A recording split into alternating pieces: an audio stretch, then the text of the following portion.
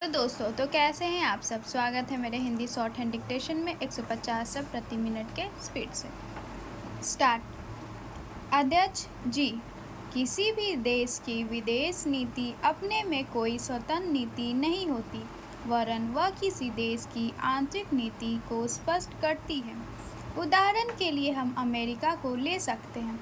हमने अपने यहाँ अधिक अन्न पैदा किया और जब उसके पास अनाज फालतू बच गया, तब वह अपने बकाया अनाज की बिक्री के लिए ऐसे देशों की तलाश करने लगा जो उधार पर माल ले सकते हो। किंतु हमारी आंतरिक नीति ने यह तय किया कि खर्चीले ढंग से सरकार चलाएंगे और विदेशी मुद्रा की कोई राशि हमारे पास नहीं बचेगी। हमने कर भी लगा दिए और मुद्रा प्रसार भी कर दिया। कुछ संकट पड़ने के बाद इस बात की आवश्यकता को नहीं समझा कि उस पैसे का कहीं अन्यत्र उपयोग कर सके।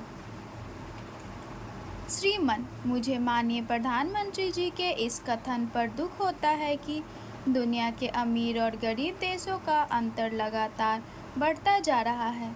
मैं उनसे यह पूछना चाहता हूँ कि भारत की विदेश नीति में उस अंतर को घटाने की क्या कोशिश की है?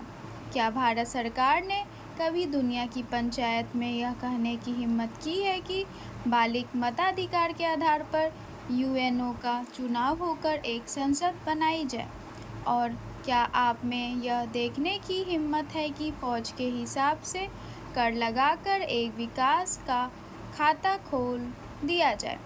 जो देश विकसित है उनके मजदूरों का 1 घंटा हमारे देश के मजदूरों के 100 घंटों के बराबर माना जाता है।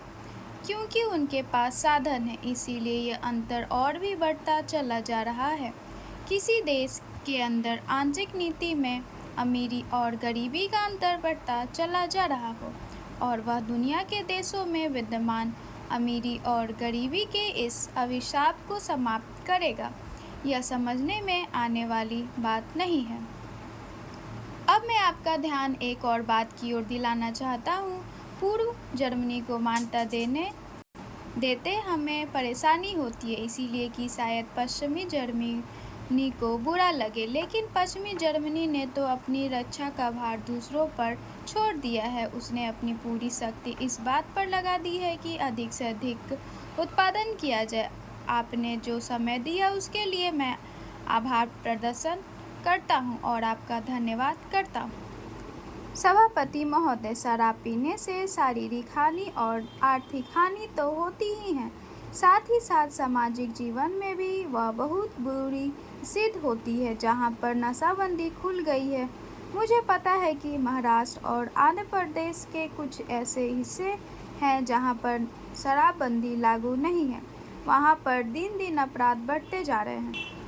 मान्यवर, इस अनुदान पर जब हम विचार कर रहे हैं तो हमारे सामने 3 परिस्थितियां हैं: नक्सलवादी, किसान विद्रोह, देश के अनेक भागों में अकाल की काली छाया और आंदोलनों की बढ़ती हुई लहर।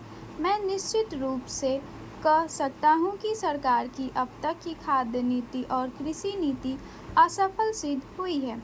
इसका मूल कारण क्या रहा? कारण केवल एक रहा है कि क्रांतिकारी भूमि सुधार अब तक 55 वर्ष के अंदर भी नहीं किए जा सके, जबकि स्वतंत्रता प्राप्ति के 5 वर्ष में वे कर दिए जाने चाहिए थे। इसीलिए हम इस क्षेत्र में अब तक असफल सिद्ध हुए हैं। राष्ट्रीय स्वतंत्रता और संग्राम के ज़माने में सबसे आकर्षक नारा हिंदुस्तान के करोड़ों मानवों को, किसानों को दिया गया था, यानी जमीन उनको दी जाए जिनके हाथ जमीन जोतते हैं। लेकिन वह राष्ट्रीय आदर्श आज तक भी चरितार्थ नहीं किया जा सका है। एक तरफ करोड़ों एकड़ बढ़ती बंजर जमीन पड़ी है, जो कि सरकारी आंकड़ों के हिसाब से 11 करोड़ एकड़ से कम नहीं है। इन जमीनों का उपयोग न होने के कारण से आज किसानों की समस्या हमारे लिए एक महान विभीषिका का प्रश्न बन गई है। आज स्थिति यह है कि करोड़ों खेत मजदूर, भूमिहीन, आदिवासी, हरिजन एक तरफ बड़े पड़े हुए हैं और दूसरी तरफ करोड़ों एकड़ पड़ती जमीन बंजर जमीन अनेक रूप में पड़ी हुई है, लेकिन उनका संगम समागम नहीं होने दिया जा रहा है। इसीलिए आज बेकारी में भी इतनी वृद्धि हुई है। हम यह नहीं कहते कि पड़ती बंजर जमीन को भूमिहीनों में बांटने और भूमि सुधार के क्रांतिकारी कानून से सारी बेकारी दूर हो जाएगी, लेकिन इसमें संदेह नहीं है कि उससे बेकारी की गिनती में बहुत बड़ी कमी होगी। सरकार को इस तरफ ध्यान देना होगा। राष्ट्रीय सुरक्षा के बाद जो हमारे देश की सबसे बड़ी समस्या है, किसान समस्या, इन्हीं कारणों से उसका समाधान आज तक नहीं हो सका है। यह कलंक है। हमें हर संभव रूप में किसान की सहायता करनी चाहिए। स्टॉप।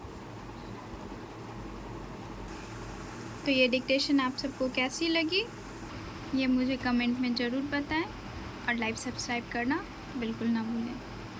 आप सबका धन्यवाद।